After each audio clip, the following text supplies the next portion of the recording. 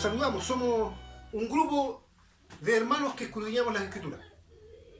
El hermano Daniel, con nuestro hermano Nicolás y nuestro hermano Luis, estamos aquí reunidos para escudriñar las Escrituras. Vamos a hablar de este hombre, Abraham, a quien fueron hechas las promesas. Se ha hablado mucho acerca de él. El judaísmo dice que no existe un hombre con la capacidad de poder estar conectado con el Eterno mayor que Abraham. Otros dicen que no existe otro hombre mayor que Moisés. En cierta forma como que se contradicen. No saben si es que es Abraham o si es que Moisés. Sin embargo, para nosotros no hay un hombre más excelente y con mayor sabiduría que nuestro Señor Jesucristo. Amén. Mayor que Moisés. Pero él mismo dijo, el Padre mayor es que yo. Gálatas capítulo 3, verso 15 y verso 16. ¿Qué habrá querido decir el Señor cuando estaba con los judíos y dijo algo de mucha controversia, hermano Luis? No sé si usted se fija cuando nosotros hablamos de el sistema religioso y abarcamos todas las denominaciones. Todas las denominaciones. La que usted nombre es una denominación, pero todas son cargadas a algo que se llama preexistencia. Preexistencia. ¿Qué es lo que es preexistencia? Preexistir. Antes. Existir, que anteriormente tenía una vida, que vivió anteriormente. ¿En qué lugar? ¿En qué estrato? ¿Bajo qué condiciones? ¿Ah? O sea, nosotros podríamos entender de que este concepto no se configura para nada con el hebreo. El judaísmo jamás ha enseñado algo relacionado con una vida pasada, con una preexistencia, con una posibilidad de poder haber vivido anteriormente. Eso es blasfemia, de hecho, por ahí. Eso es totalmente antihumano y antibíblico. Pero, ¿por qué se habla tanto de esta preexistencia de nuestro Señor Jesucristo? Este personaje, Abraham, a quien fueron hechas las promesas, ¿cierto?, es tomado en el pasaje de Juan capítulo 8, donde se dice que el Señor Jesucristo, cuando conversó con los judíos, les dijo: antes que Abraham fuese, yo soy. ¿Podría leerme esa parte, esa porción del capítulo 8 de Juan que genera tanta controversia? Antes que Abraham fuese, yo soy. ¿Estará diciendo el Señor Jesucristo o estará nombrando el nombre del Eterno cuando dice yo soy? ¿O le está diciendo otra cosa? Antes que Abraham fuese, yo soy. ¿Quién es Jesús? Lo leo desde el verso... ¿Quién es el Mesías? Sí, hermano, espérense un poquito. ¿Quién es el Mesías? Para que dijera yo soy. ¿Se estará refiriendo a eso? Que él es algo. Lea. Los 52 era, dice: le dijeron los judíos, ahora estamos seguros de que tienes un demonio. Abraham murió, y también los profetas, y tú dices, si alguno guarda mi palabra, no probará la muerte jamás. ¿Eres tú acaso más grande que nuestro padre Abraham, que murió? También los profetas murieron. ¿Por quién te tienes a ti mismo? Jesús respondió: si yo me glorificara a mí mismo, mi gloria no valdría nada. Es mi Padre quien me glorifica, de quien vosotros decís, Él es nuestro Dios. Y sin embargo no le conocéis. Yo sí le conozco. Y si dijera que no le conozco, sería un mentiroso como vosotros.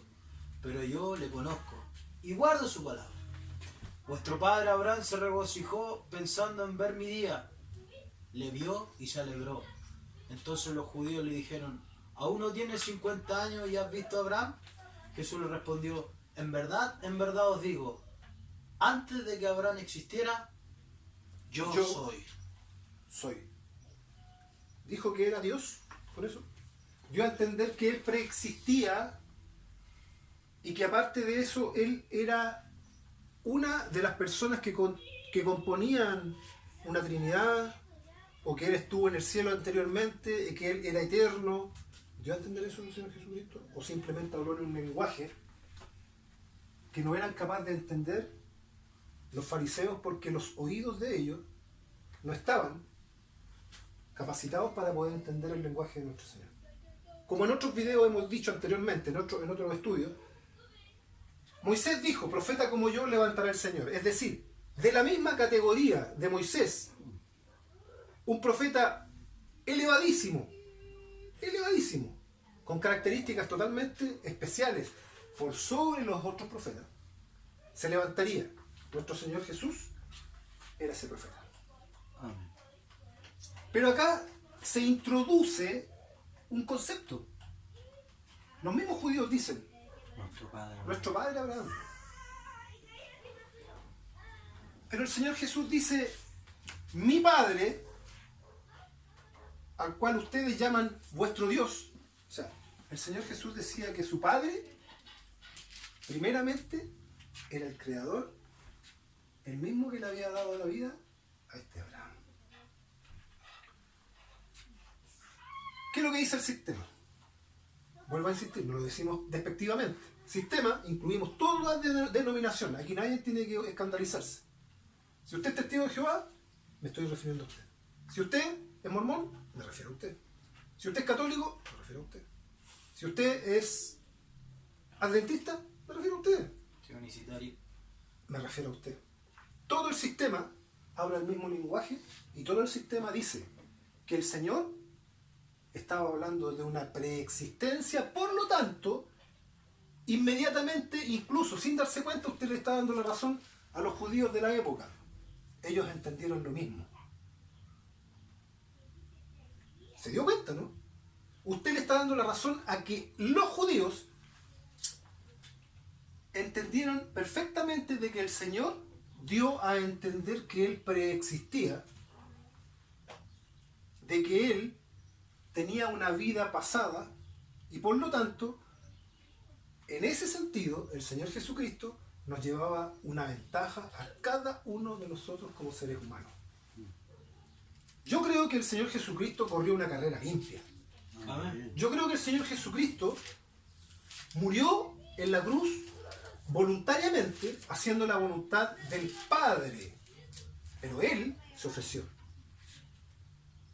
Nadie me quita la vida. Yo mismo La doy. la doy. Porque si esa era la exigencia de Dios, Él dijo simplemente o grandemente, amén. Amén. Si esa es tu voluntad, que se haga, pero no la mía. Ojalá pasara de mí esta copa, pero que no se haga mi voluntad sino la tuya. Abraham, mire bien, Abraham recibió las promesas cuando era un hombre ya viejo, casi muerto, casi moribundo, un hombre prácticamente que aunque tenía energía, pero en cuanto a su condición corporal, ya era un hombre que iba prácticamente en bajada. Había pasado toda su etapa de juventud. Su esposa también estaba en las mismas condiciones. Una mujer que no daba a luz porque era estéril.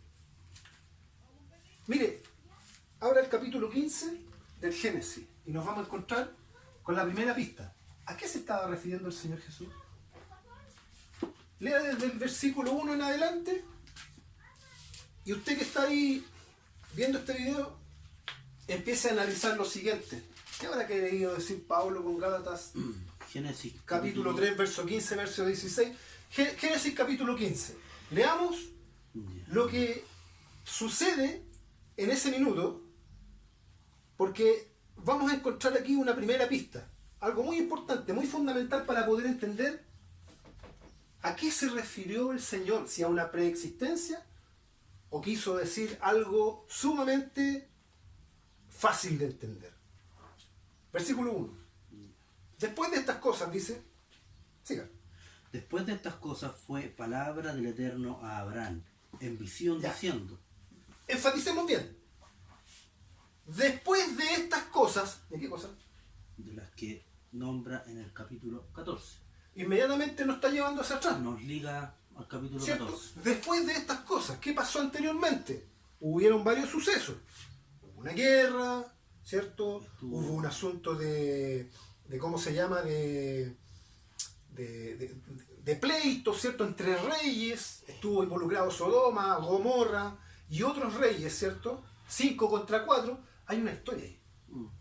Pero también está involucrado un personaje muy importante, Amén. que no es tomado en cuenta y no es tomado en serio como debiera ser.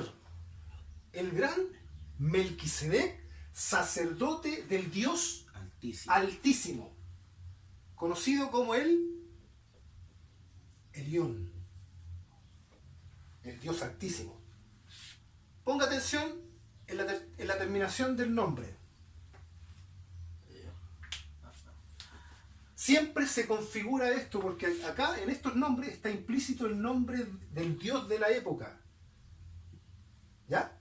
Ponga ojo. Dice que aconteció en los días de Amrafael o Anrafel, rey de Sinar, Arioc, rey de Elazar, y así va nombrando reyes tras reyes tras reyes, que todos estos se juntaron en el valle de Sidim, que es el mar salado. ¿Se fija? Empieza a relatar la historia de una guerra. Hay una disputa, hay una pelea. Y entre medio de todo esto, se sabe que Abraham va en busca de su familiar Lot, que había sido tomado en cautiverio, ¿cierto? Y no solamente estos reyes se habían llevado cautivo a Lot, sino que también se habían llevado todos los tesoros y también personas de los países que habían sido apresados. Estamos hablando de una guerra mediática de las tierras en donde vivía Abraham. Y aparece este personaje Melquisedec, sacerdote del Dios Altísimo.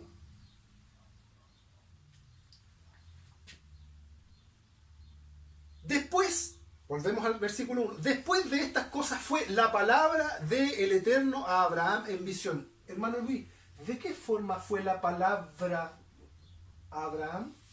En visión. En visión. ¿Qué es lo que es en visión? ¿Es en realidad o él se conectó a través de una especie de trance? Amén. Esa es la forma de una visión. Cuando el profeta comenzaba a concentrarse, ¿cierto? Porque Abraham era profeta. Comenzaba a concentrarse en algo que había recibido de parte de Dios. Empezaba a quedar como cuando usted, no sé si le ha pasado, que dicen, oye, ¿qué te pasa que quedaste pegado? No sé si le pasa, que de repente usted empieza incluso a pensar en la escritura y como que empieza ahí, queda metido. Queda como así, como pegado. El Señor le está entregando. Lo mismo pasó con Abraham. En visión, llegó palabra a él diciendo, no temas, Abraham, yo soy tu escudo y tu galardón, sobremanera grande. Versículo 2. Y respondió Abraham, Señor, eterno, ¿qué me has de heredar siendo así que ando sin hijo? ¿Se da cuenta? Como que él responde a la visión que él tiene. Si él tiene una visión en donde el Señor le habla a través de esa visión, mire, bajo el contexto que le responde. Y respondió Abraham, Señor, ¿qué me has de heredar? Estaba implícito ahí en la misma visión alguna herencia. Sí, responde así porque sí. Porque dice, y tu galardón sobremanera grande. O sea, que en Dios, en su gran Dios, existía una bendición tremenda para él. O sea, él estaba pegado, ¿cierto? Literalmente concentrado en esa visión, pero había un contexto. La relaciona con una herencia. Algo le daba vuelta en la cabeza a Abraham. Algo le daba vuelta. Había algo que no lo dejaba tranquilo. No tenía hijo. no tenía herederos. Si se da cuenta, el mismo relato ya empieza a Abraham a entender de que cómo es posible de que se le haya hablado algo cuando él tenía 75 años y en ese entonces ya con casi ya 100 años todavía no se cumplía, pero su visión le hablaba de una promesa de un Dios verdadero, un Dios altísimo que cumple todas las cosas. Dice que la fe de Abraham fue tan grande que creyó. ¿A qué creyó? A la promesa que se le hizo. Mire, usted tiene que hacer lo siguiente. Retroceda al capítulo 12 y se va a dar cuenta que desde ahí viene el asunto. Desde ahí viene el asunto. Mire. Pero el Eterno había dicho a Abraham, ¿se fija? Ya había algo que estaba sembrado en Abraham en su mente. Había dicho a Abraham, vete de tu tierra y de tu parentela y de la casa de tu padre a la tierra que te mostraré. Y haré de ti una nación grande y bendeciré y engrandeceré tu nombre. Y serás bendición. Y bendeciré a los que te bendijeren y a los que te maldijeren maldeciré. Y serán benditas en ti todas las familias de la tierra. Y fuese Abraham como el Eterno le dijo, y fue con él Lot. Era Abraham de edad de 75 años cuando salió de Harán y tomó Abraham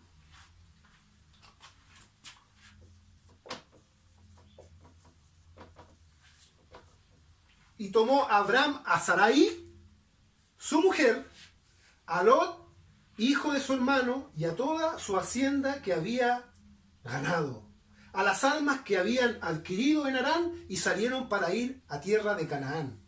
Y a tierra de Canaán llegaron. Y pasó Abraham por aquella tierra hasta el lugar de Siquén, hasta el valle de Moré. Y el cananeo estaba entonces en la tierra. Y apareció, fíjese, el Eterno a Abraham y le dijo, a tu simiente daré esta tierra. Y edificó allí un altar al Eterno, que le había aparecido. Y pasóse de allí a un monte al oriente de Betel, y tendió su tienda teniendo a Betel al occidente, y Jai al oriente, y edificó allí altar al Señor, e invocó el nombre de el Eterno. Si usted se da cuenta, está nombrando diferentes lugares. ¿Por qué nombra todos estos lugares, cree usted? Y movió Abraham de allí caminando, o sea, salió de allí, yendo hacia el mediodía. Fíjese, va pasando por diferentes lugares. ¿Sabe por qué? Después de que hubo una hambre, una hambruna en toda la tierra, ¿cierto? Abraham fue a Egipto, esa historia la conocemos todos. En ese entonces, Abraham, ¿cierto?, pasó por Egipto, entró con su señora, con Sarai, y le dijo antes de entrar, di que tú eres hermana mía, porque tú eres muy hermosa de parecer. No sea que a mí me maten por causa tuya. Conocemos la historia, ¿verdad? Pero si usted se fija aquí, antes de que Abraham entre a Egipto, ya cargaba dentro de sí, dentro de su mente, una promesa. No sé si está captando. Cargando una promesa significa que le daba vuelta a algo que se le había prometido, que él con 75 años ya en ese momento empezó a preocuparse. ¿Cómo lo llevo a cabo? ¿Cómo va a acontecer esto? O sea, ¿de qué forma Dios lo va a hacer sabiendo de que yo ya soy viejo, avanzado en edad, más encima mi mujer también es avanzada de edad y es estéril? O sea, ¿de qué estamos hablando? Pero sin embargo dice que creyó a Abraham y le fue contado por justicia. ¿Qué es lo que es eso, hermano Luis? Que creyó y le fue contado por justicia. Mire, ahora leamos Gálatas capítulo 3, verso 15. Acá le va a dar la respuesta nuestro amado hermano Pablo, apóstol, enviado, no como algunos que se hacen llamar apóstol hoy en día, y que la verdad de las cosas es que no sabemos quién lo envió y a qué lo envió. ¿Y Porque apóstol significa enviado. ¿Y qué señales hace? Algo muy importante, porque para poder ser apóstol hay que hacer señales. ¿Para qué? ¿Para qué hay que hacer señales? Para que el pueblo Crea. se dé cuenta de que Dios está con él. Dice así: más cuando plujo a Dios, perdón, verso 15, capítulo 3.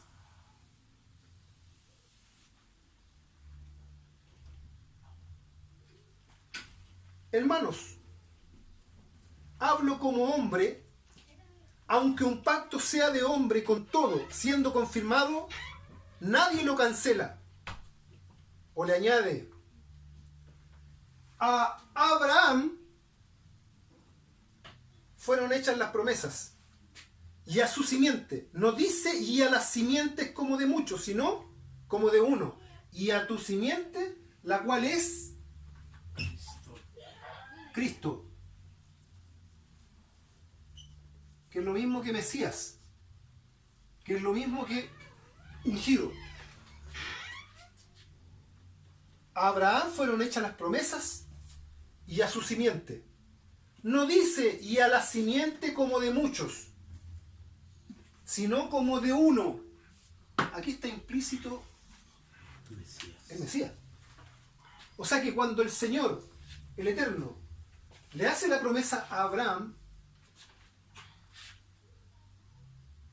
está hablando ya desde el capítulo 12 en adelante de alguien, de individuo, de una persona que se llama Jesús, que le dijo: antes que Abraham fuese, yo soy. Ahora le pregunto en el capítulo 12, léalo usted, y cualquiera de los que están en la casa de Génesis, léame. ¿Dice Abraham ahí? ¿Dice en alguna parte Abraham? ¿Dice en alguna parte Abraham ahí? En el capítulo 12, busque, revise cualquier versículo y búsqueme la palabra Abraham.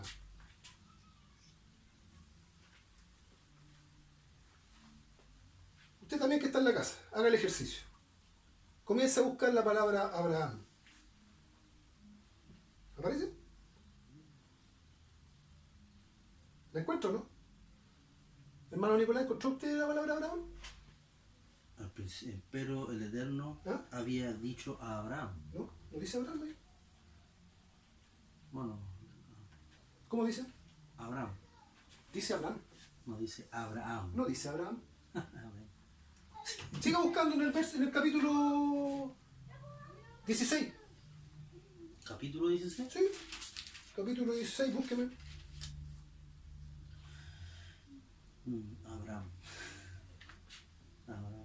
Mire, para que no pierda más tiempo, Abraham. no lo va a encontrar, porque en el capítulo 17 recién fue Abraham. La promesa ya había sido desde el capítulo 12. Y dice en el capítulo 17, verso 5, y no se llamará más tu nombre Abraham, sino que será tu nombre Abraham, porque te he puesto por padre de muchedumbre. Ah, ustedes dicen que Abraham es su padre.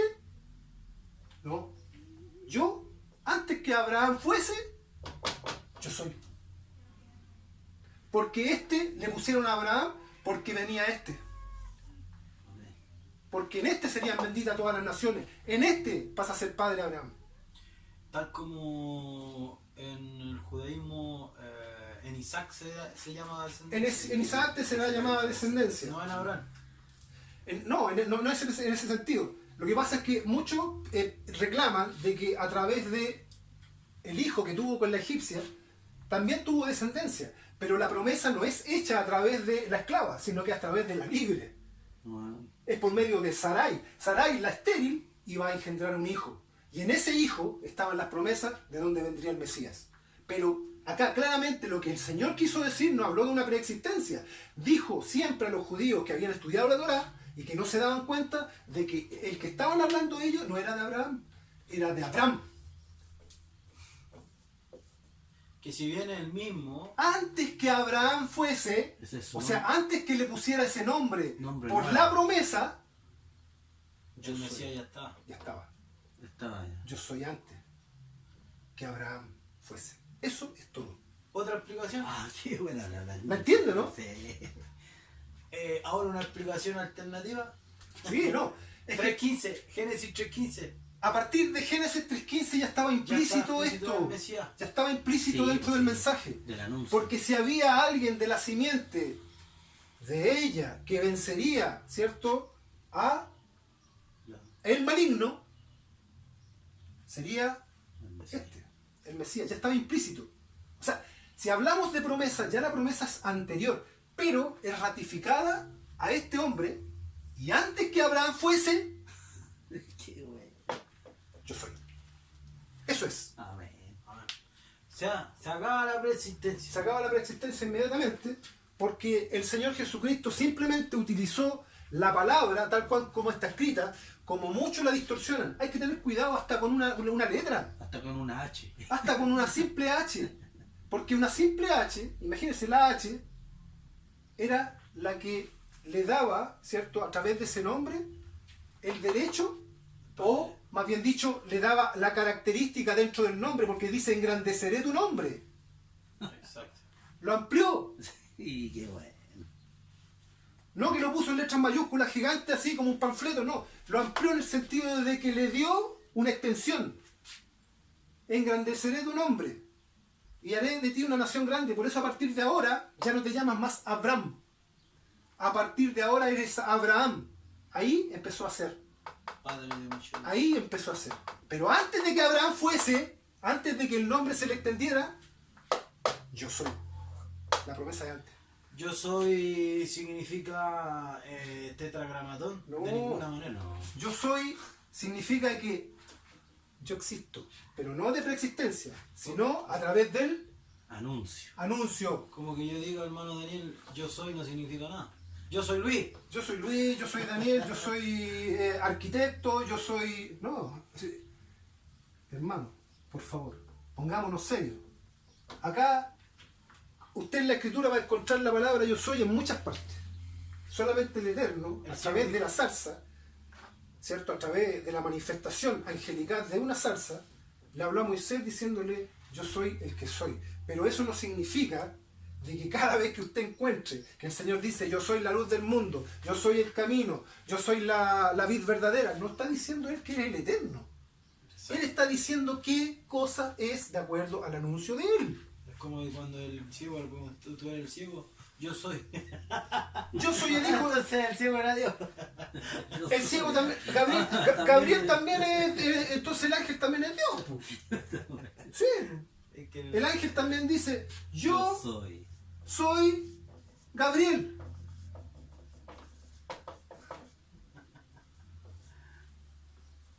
ahora, ¿Cuál era Dios? Yo soy uno que clama en el desierto. Por favor, pongámonos serios.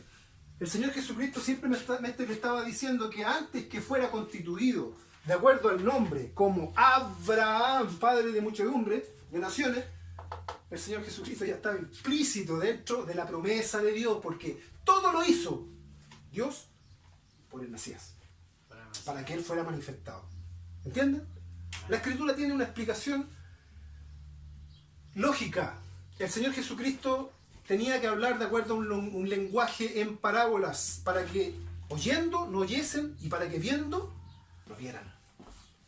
Pero como los apóstoles tenían la luz verdadera en ellos, porque el mismo Señor Jesucristo le dijo a ellos, le dijo, vosotros sois la luz del mundo. Anteriormente había dicho, yo soy la luz del mundo. Si nosotros ocupásemos eso, y usted es inteligente, estaríamos diciendo que le está diciendo, a partir de ahora ustedes van a ser Dios.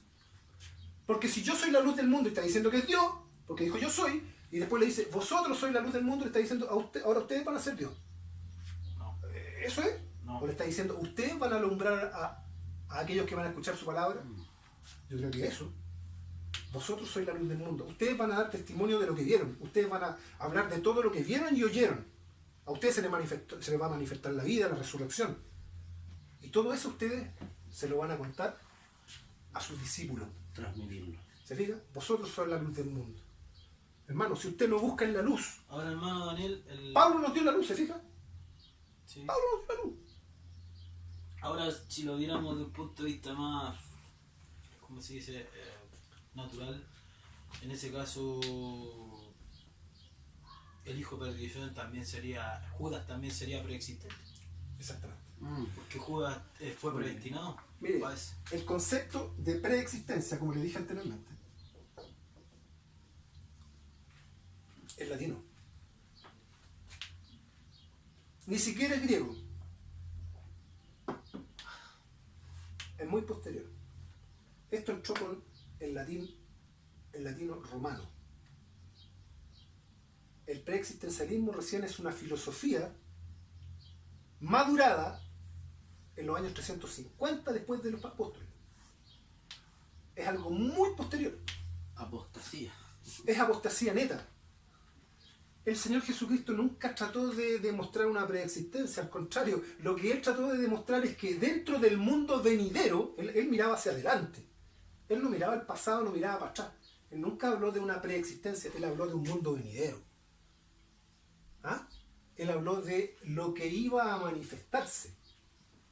En ese sentido, el punto que se introdujo como filosofía de una preexistencia no es más que Ahora, apostasía. hermano Daniel, ¿cuál es la Apostasía significa que va en contra de la verdad. Ahora, ¿cuál es la preexistencia que creemos los nazarenos apostólicos Nosotros del Hijo? no creemos en una preexistencia. Lo que nosotros creemos en La que presencia. nosotros creemos que dentro de la mente de Dios, Todo está. dentro de la mente de Dios, Estaba la luz, la Torá, existía todo un propósito. Por eso que dicen los apóstoles